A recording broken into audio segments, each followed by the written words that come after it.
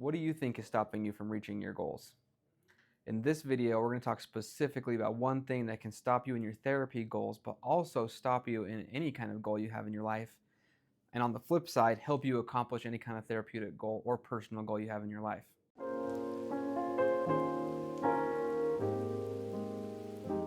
Any stories shared in this podcast have had names and details changed for the confidentiality of clients. Any resemblance to someone real is coincidental. Hello, everybody. Thank you for joining us for another episode. We're going to continue on with our series about why therapy doesn't work. Last time we talked about not sticking with it enough. Today we're going to talk about tracking your symptoms and how if you don't track your symptoms, it may feel like you're not making any progress in therapy. My clients never track their symptoms, pretty much ever. Which also makes it hard to be aware of when there is improvement because you also don't track your successes. Totally. Does that make sense? Yeah. And I hope.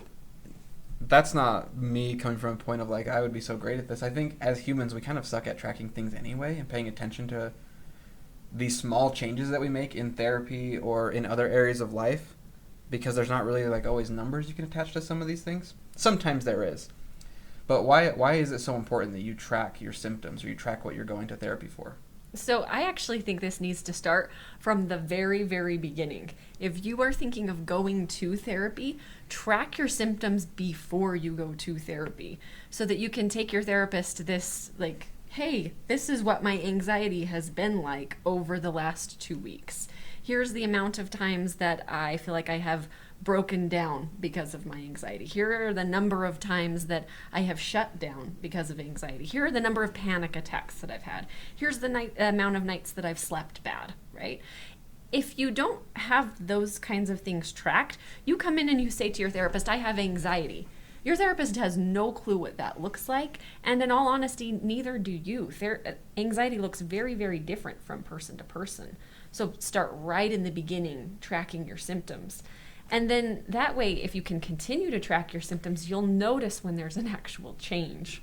Yeah, I actually think it helps in a certain way your progress go a little faster because you're then cognitively aware of the progress you're making, right? You can see, oh, I broke down crying 4 days last week and only 2 days this week. That feels good. That's motivating. But you won't know that unless you're really tracking it. Because otherwise you're like, yeah, well, I remember crying last week, I cried the other day, and then it just feels like you're not making any progress, even though you are. Being aware of it makes a difference in the actual speed of your recovery, I think. I also would argue that it's important because it makes it possible. I've spent a lot of time over the last month thinking about how do we, as providers, improve treatment outcomes. And I think part of it is, as unfortunate as it may sound, an accountability piece, right? I will often tease clients that they won't take an hour out of their week to go do self-care, but they'll show up at my office an hour every week, and that's for the hour of session, let alone the travel to and from, right? Versus if they were to put that time into doing something, again, depends on where you're at in the therapy process. In the beginning, it might be well spent in my office versus a year and a half down the road, it'd be better spent doing something different, right?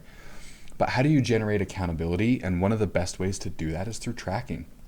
And I'll just give one example from my personal life. A few years back, my wife was in the process of having a baby, right? So we were probably a month and a half out from the due date. And there was kind of this resurgence in COVID. And in my mind, I'm not catching this thing. And there's nothing that's going to stop me from being in that hospital room when my baby is born. And so I started doing all kinds of vitamin C packets, and I started making sure I got better sleep, and I was doing all these things.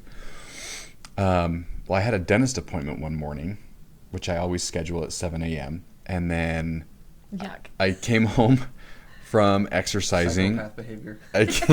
I came home from the gym, and I took 50 milligrams of zinc because all of the comments had told me zinc would help build immune system. I don't actually know if that's true, but I feel like that's what I read. And then brushed my teeth and went to the dentist. And I'm sitting in the dentist chair, and I start having like these stomach cramps and like these hot sweats, and I'm like, I can't stretch enough.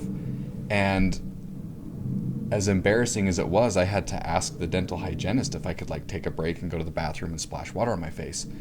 And again, resurgence in COVID, they're all panicking. I'm like, listen, I'm not sick. I know my routine well enough. It's the zinc.